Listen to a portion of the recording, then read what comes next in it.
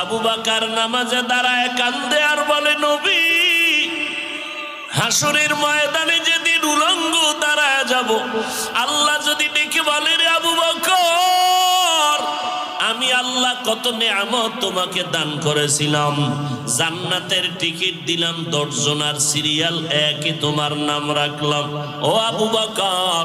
নবীজির তোমার নবীর বিপদকালে তোমারে বন্ধু বানায় দিলাম, হিজরতের সাথী বানাইয়া এত নেয়ামত তোমারে দিলাম,